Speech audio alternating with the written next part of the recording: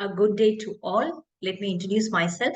I am Dr. N. Uma Maheshwari, Associate Professor and Head, PG and Research Department of History, Sri Sarada College for Women, Autonomous, Salem 16. Today, we are going to see a topic from centralization and decentralization in Indian administration. To start with, let us see the general aspects of public administration. Administration is an arrangement of personnel. An organization is an arrangement of personnel for facilitating the accomplishment of some agreed purpose through the allocation of functions and responsibilities. It is the relating of efforts and capabilities of individual and groups engaged upon a common task in such a way as to secure the desired objective with the least friction and the most satisfaction to those for whom the task is done and these engaged in the enterprise. The necessary point is that structure is an arrangement of working relations of individuals, not merely as impersonal process of putting block together to make a building. As such persons have to be found who can fit in the framework of sound organization.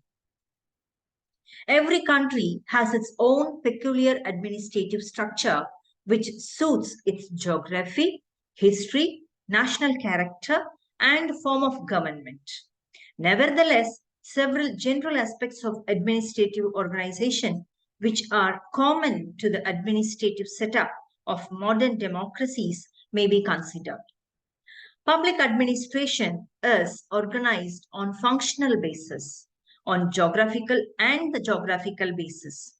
From the functional basis point of view, administrative organization is based upon four main principles like principle of specialization, principle of integration, principle of hierarchy, and principle of permanency. From the geographical point of view, the organization may be based upon the centralized or decentralized system. Next, we look into the principles of specialization.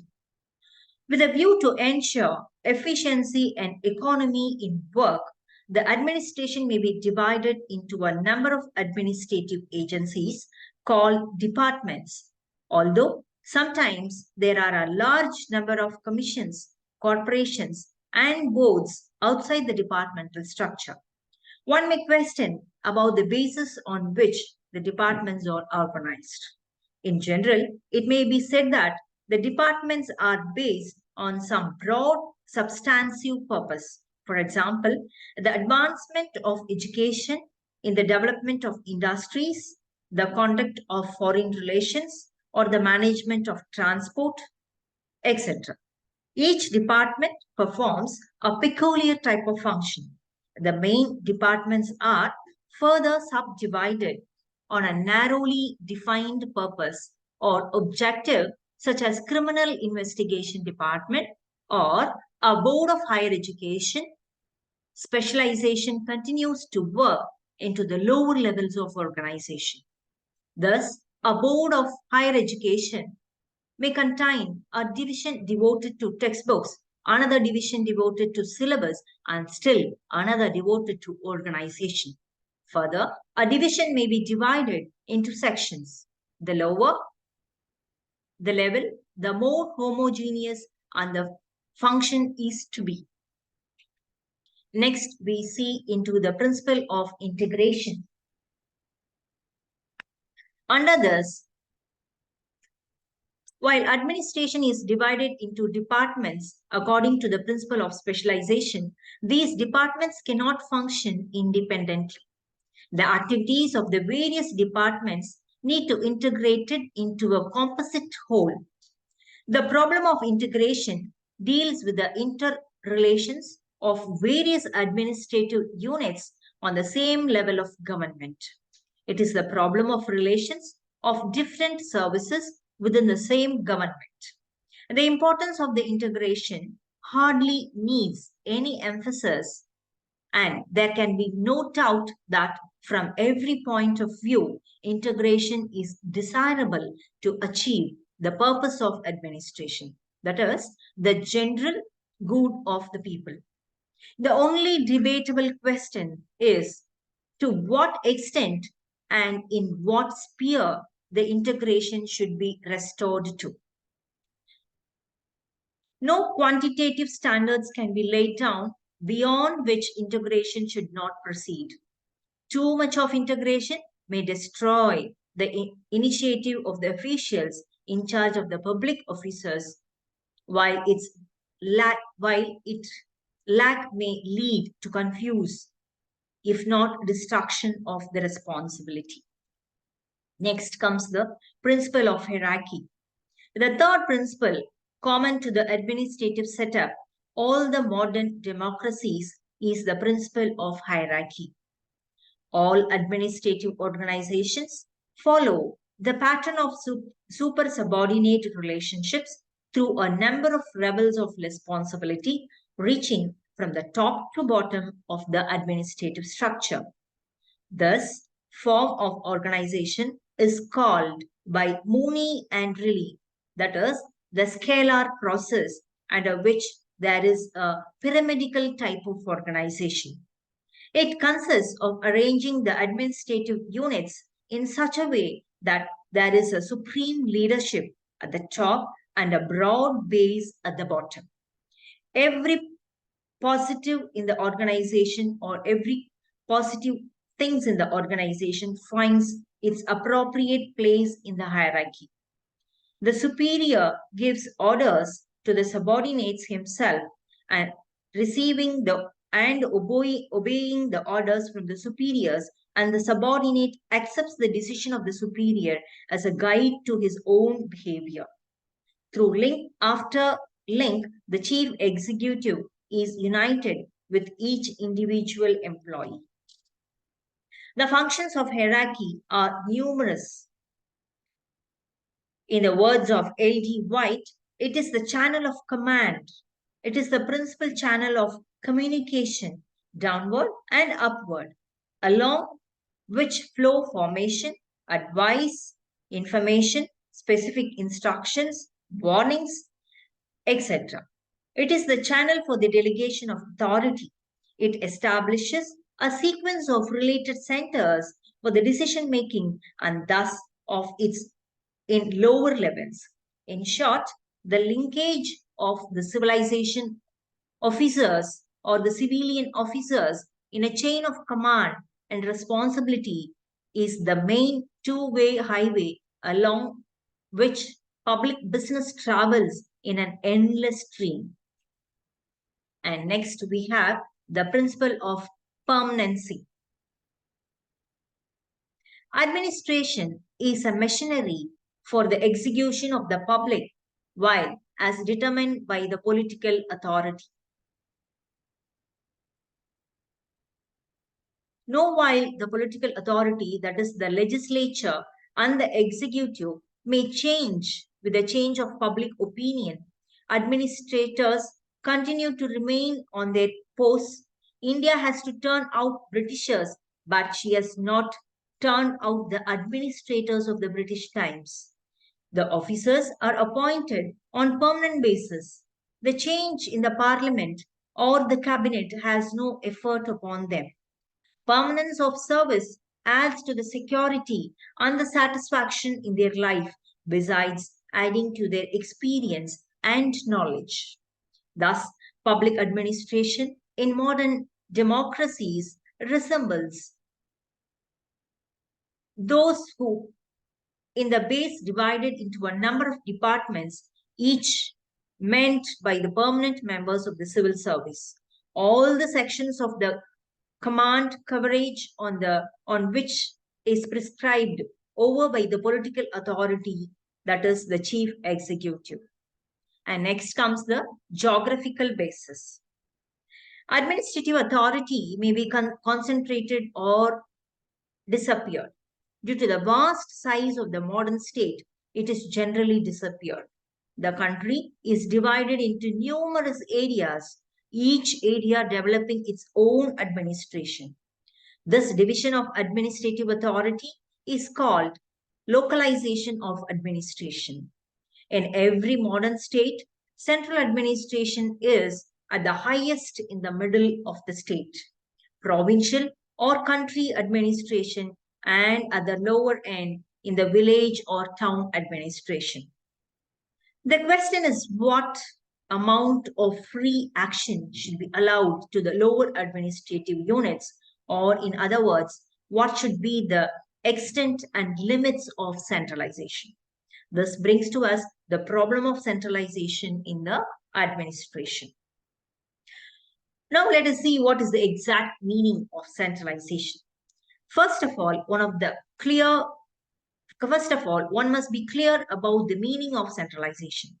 Centralized administration is one in which there are close relations between the officials responsible to different levels of powers is vested in the hands of the officials.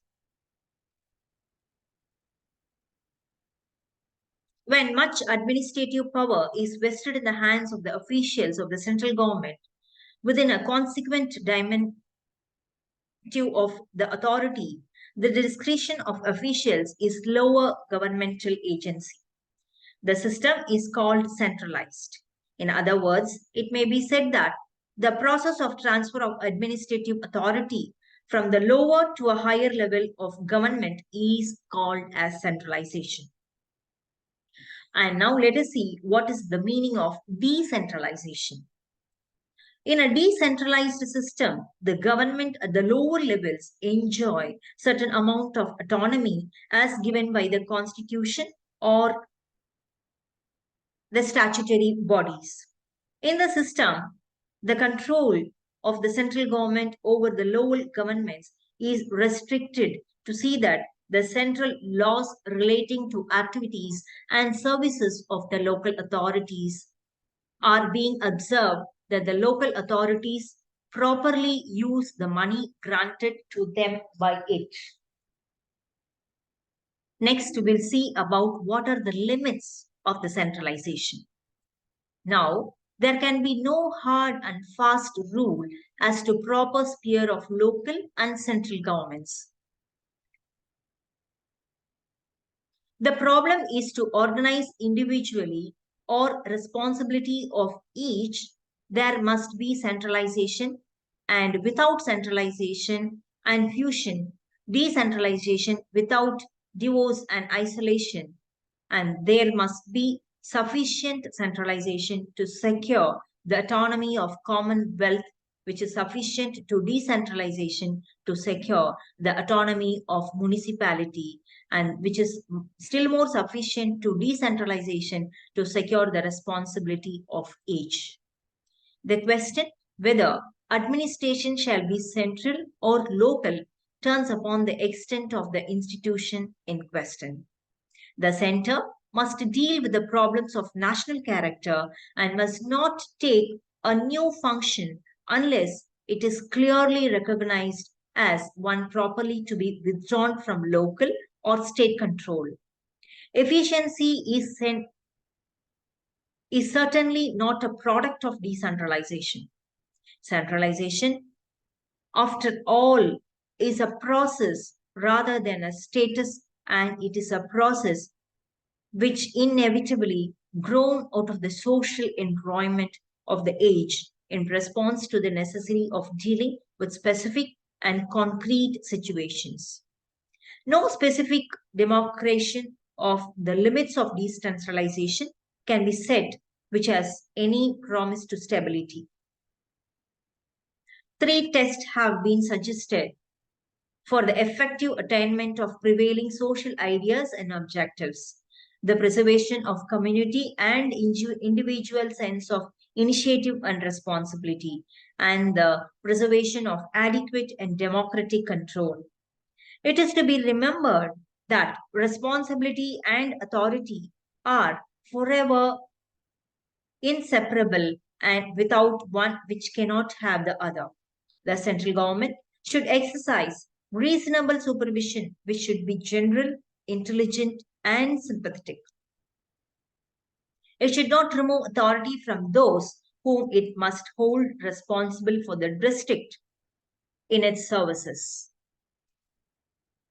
And next, we'll see about a brief history of decentralization.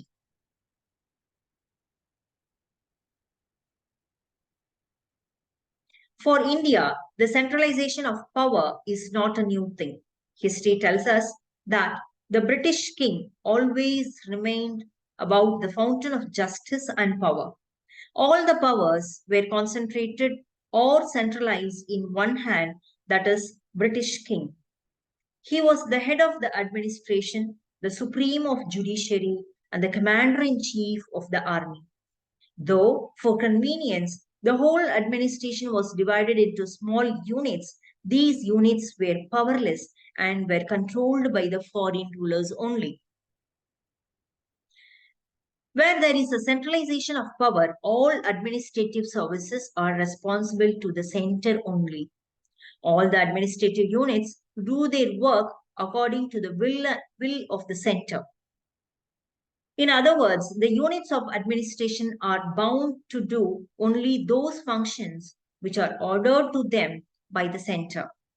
These units have no individuality of their own. In all affairs, internal as well as external, the central power is the supreme. It frames laws, executes them, and levies taxes. Its powers are not determined by the constitution. It is the wholesale of the administration on the whole. Gradually, the tendency of centralization started losing its foothold and was ultimately overcome by the principle of decentralization. In ancient times, the states were very small and a central power could easily administer them. But by the lapse of the time, the states started growing in size and population, and it became too difficult to administer them from the central place. Now, the modern thinkers have started thinking about decentralization of powers. Not only that, in ancient times, the functions of the state were limited. Its function was only to maintain the internal peace and order and to levy and collect taxes. So, these functions could be done without any difficulty.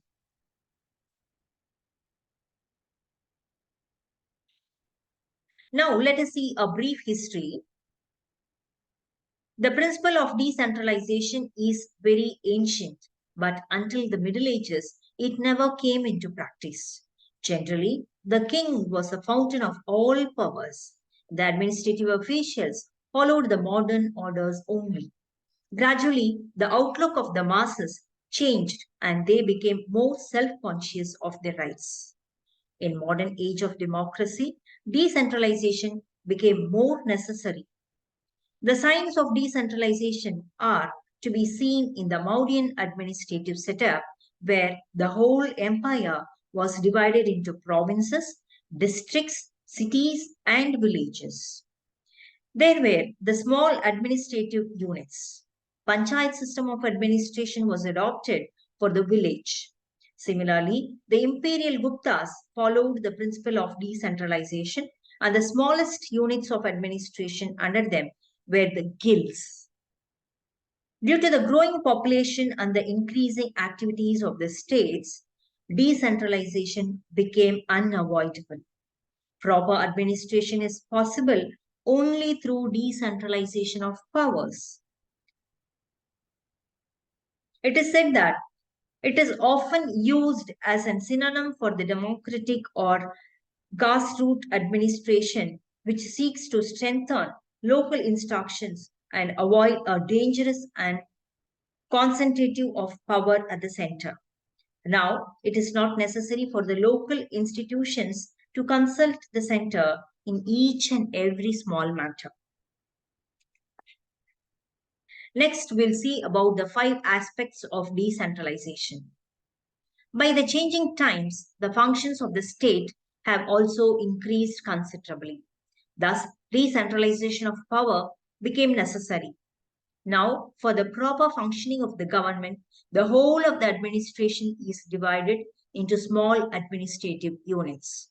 A state is divided into many provinces and into districts, and the smaller units being the villages.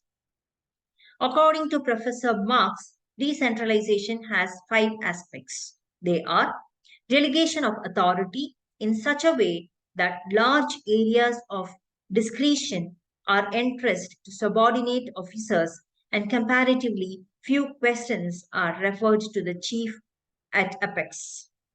Number two, broad grant of power to individual component parts of the organization and retention of only certain essential power of the control in the head office. And number three comes much power in the hands of elective bodies and considerable participation in the administration. And next comes the freedom to the field of units or agencies from headquarters and near to the people. The last one is functional autonomy to the various departments in respect of their several functions. And next we'll see about the merits and demerits of centralization. To look into the merits of centralization, as it has already been said that decentralization of power is necessary for proper administration. But centralization has also some of the merits and demerits. The system of centralization is too easy in operation. Under the system, the whole power is concentrated at one place and the central power has its monopoly in the administration. Thus, there remains a uniformity in the administration. If the central power is an ideal one, the administrative machinery runs perfectly and there remains no room for corruption as the administrative officials are appointed by the central powers. Professor M.P. Sharma suggests some arguments in favor of centralization. They are the shift means of communication now at our disposal have made centralization possible. Central supervision and the regulation control make for economy and efficiency. Next, the need of modern defense and economic planning also are the factors which contribute to centralization. And next is the centralization means economy of the citizens' attention. But there are certain demerits of centralization. In changing circumstances and changing pattern is growing day by day and the functions of the states are also rapidly increasing. So, proper function of the governmental machinery through decentralization and centralization is almost impossible. Centralization also results in the wastage of time because for all the administrative work, the approval of the center is essential and sometimes this approval takes a lot of time. The central power also does the local administration of which it has a very little or no knowledge. The centralization results in the conjunction of business at the higher levels of administrative leader and creates bottlenecks and causes delay in making of decision and carrying them into effect. The centralized administration is unable to adapt to local variation. Centralization reduces the opportunities for the popular initiative and the participation in the administration. And next comes the merits and demerits of decentralization. Decentralization means division of power between the center and the units. Here, the power is not concentrated at the center. Defining decentralization, Professor Pliffer says decentralization is fundamentally the process of making decisions of the place where the whole work is done. Under this process, there remains a central power who delivers orders to the smaller units of administration from time to time but makes no unnecessary interference. The local institutions are independent in their own sphere. They are not much bound to consult the center on all matters. This increases the efficiency of the administration and saves time as well. According to Professor White, decentralization means vesting of much authority into the hands of the elective bodies. The local officials, which keep in mind the social, economical, and religious background of the place in performing their administrative duties, and which is not possible under decentralization. And under decentralization, it becomes necessary for the central power to supervise the local units. In America, there are some such supervisors of police department. These supervisors have met a bitter criticism also. The charge put against them is that they examine the paper records only. No attention is being given towards the mental and spiritual uplift of the masses by the administrative officials.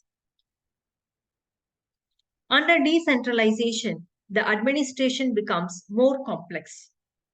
The administrative units never realize their responsibilities. There remain uniformity in the administration. However, the essential characteristics of decentralized administration are three, according to Mr. Liu. They are: the greater number of decisions should be made in the field. And number two, active participation of people themselves. And number three, field coordination. The process of decentralization can be successful only in those countries where the masses are educated and are aware of their political rights and duties.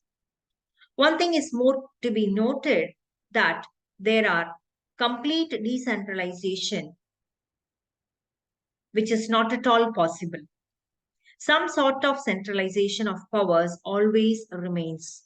For example, the system of decentralization is adopted in India. The whole administration is divided into local units. States are administered by the state governments only, but the constitution declares that all administrative powers will be in the hands of the center at the time of emergency. In such circumstances, the union government can take all the powers from the units. It is also a form of centralization. Now let us see in short the distribution of powers in India. There is distribution of power in India. The whole administration of the state is divided into several units. These units are independent of character and as far as the administration is concerned. The center cannot interfere in their administrative affairs. There is a clear-cut division of power between the center and the units. Some subjects are allotted to the center, while some are exclusively allotted to the units or the states. The Constitution has made a provision for the distribution of legislative powers between the center and the state under three lists, and they are: the Union list, consisting of 97 subjects such as defense, foreign affairs, citizenship, railways, currency, coinage, banking, insurance, foreign exchange, international trade and commerce, etc. And number two in the list is the state list, consisting of 66 subjects such as public health, the criminal procedure, etc. And number three in the list comes the concurrent list, consisting of 47 subjects such as criminal law and the procedure, marriage and divorce, contracts, adulteration of foodstuffs, trade unions, welfare of labor, social security, social insurance, price control, factories, etc. The Union Parliament is authorized to make laws on any subject mentioned in the Union list. In fact, the Union Parliament can make laws on any subject. The emergency powers of the Union are too wide. At the time of emergency, all the administrative powers will go to the center. In times of emergency, states' legislative powers are subject to curtailment. Than in the state emergency, Parliament may legislation on any subject. All the above facts point out that in India there is a tendency towards administrative centralization. Thank you.